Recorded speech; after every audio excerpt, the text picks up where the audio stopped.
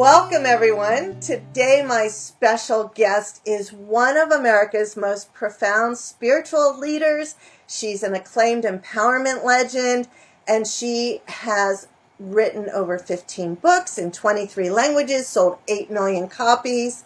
And the thing I love best about her is that she's known as the High Priestess of Healthy Relationships. You know her as the host of OWN Network's #1 reality show, Iyanla, Fix My Life. And today we're going to talk about forgiveness. Iyanla Vanzant, I am thrilled to have you here. Are you there? Thank you. Oh, good. I'm here. Oh, good. I was so afraid we're going to lose you there. So share with us, especially in romantic relationships, how and why to forgive and how to make an apology that will get accepted. Okay. Well, first of all, we have to understand that forgiveness has nothing to do with the other person.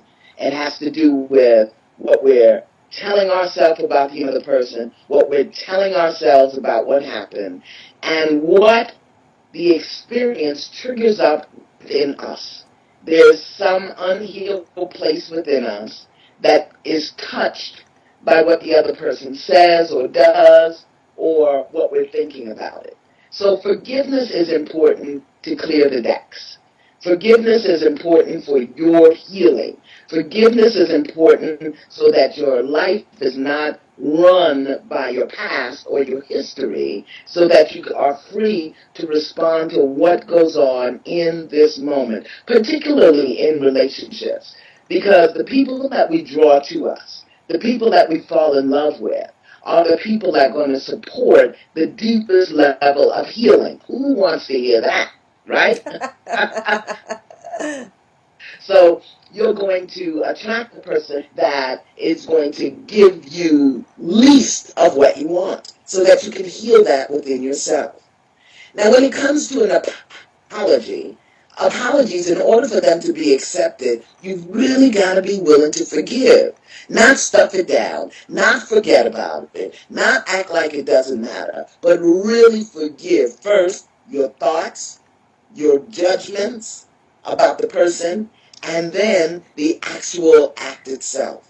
And until you do that, you won't be able to receive or hear an apology as authentic and real. So let's say you betrayed your spouse. Maybe it was just even an emotional betrayal or something. It wasn't like, you went and had an affair for 2 years. Do you feel that it's really important to say, here's what I did, I'm willing to answer all your questions.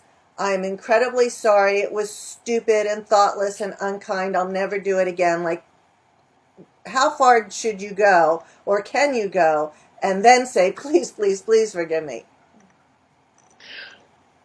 It really all depends on the situation, because you have to understand that when a person betrays your trust, when a person breaks their agreements, when a person breaks a commitment, that it's really not about you. It's about them dishonoring themselves. And you have to determine, well, if this person can't honor themselves, are they really going to be able to honor me? So that's one level of it. The other level is to understand within yourself, is this the person that you feel in your heart is your soulmate? And are you willing to do the work required to heal?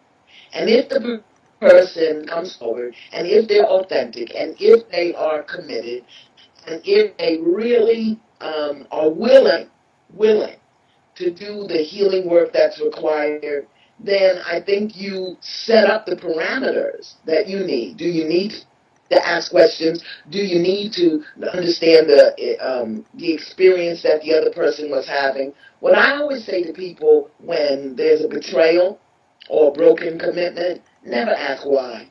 You'll never get the answer that will satisfy you. Never ask why. Look at, what am I learning? What am I healing? What are they learning? What are they healing? That sounds like really good advice. And do you recommend for couples that are in that level of somebody like physically betrayed somebody else that they get a counselor, a coach, a therapist to work through it with them? Absolutely.